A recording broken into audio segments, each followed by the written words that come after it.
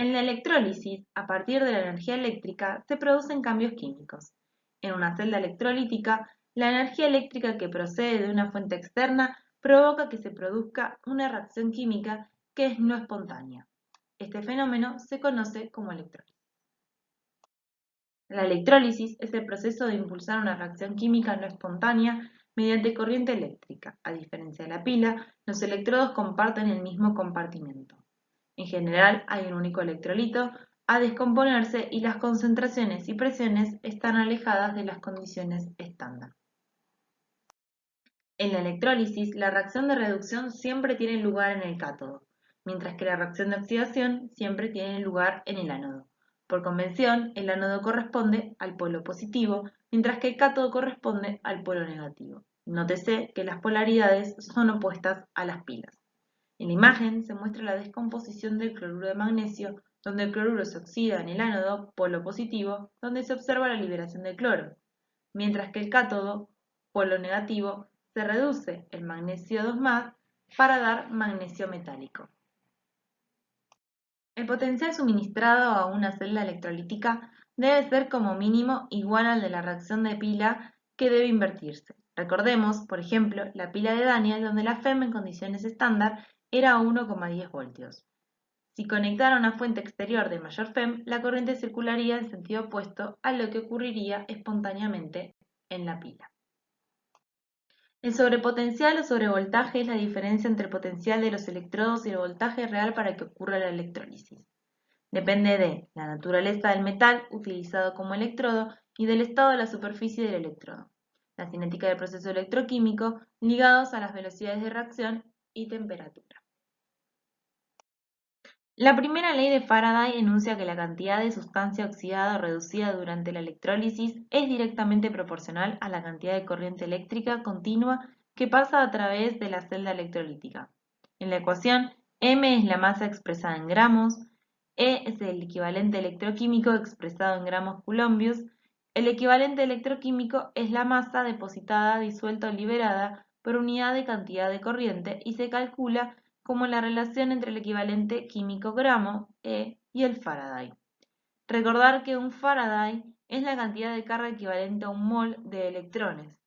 Un Faraday es igual a 96.500 coulombios, mientras que un coulombio es la cantidad de carga que deposita, disuelve o libera un equivalente electroquímico de cualquier sustancia.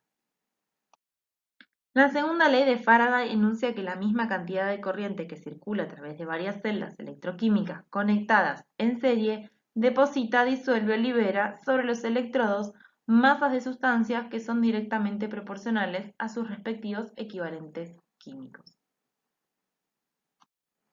En esta diapositiva se muestran algunas aplicaciones de la electrólisis, entre las que se pueden mencionar la producción de flúor, la electrometalúrgica y purificación de metales, la anodización, galvanoplastia y electrodeposición.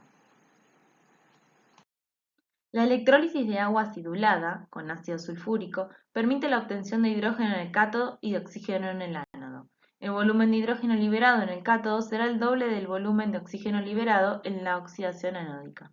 Es importante destacar la importancia de la presencia de los iones aportados por el ácido sulfúrico, que permiten que la electrólisis se lleve a cabo, ya que con agua pura la electrólisis no ocurrirá, porque el agua desionizada no es electrolizable, pues carece de portadores de carga eléctrica en cantidad suficiente. También podría llevarse a cabo agregando una base fuerte como el hidróxido de sodio. La tensión necesaria para producir esta electrólisis es de 1,8 voltios, mientras que la diferencia potencial entre las cuplas oxígeno-agua y protonio-hidrógeno es de 1,23 voltios, con lo cual la sobretensión o sobrepotencial es alrededor de 0,6 voltios. A continuación se muestra la electrólisis del cloruro de sodio con diafragma, la cual es un método de obtención de hidrógeno y cloro gaseoso quedando en solución residual hidróxido de sodio. En el esquema puede observarse la liberación de hidrógeno en el cátodo, con lo cual alrededor del cátodo comienza a prevalecer los hidroxilos. El diafragma evita que el cloro liberado en el ánodo se descomponga en ese entorno alcalino por dismutación. Entonces, a partir de la electrólisis de una solución de cloruro de sodio al 10% peso-volumen, Utilizando un diafragma se puede obtener en el cátodo gas hidrógeno y en el ánodo gas cloro. Nótese que en el cátodo no se reduce el catión sodio a sodio metálico. Esto se debe a que se reducirá la especie más fácilmente reducible, la de mayor potencial de reducción y por consiguiente la más oxidante. Cuando haya varias especies químicas que se podrían electrolizar, tendremos que tener en cuenta esta consideración. Por ende, si hubiera dos especies que pueden oxidarse en el ánodo, se producirá la oxidación de la especie más fácilmente oxidable, la de menor potencial de reducción, y por consiguiente la más reductora.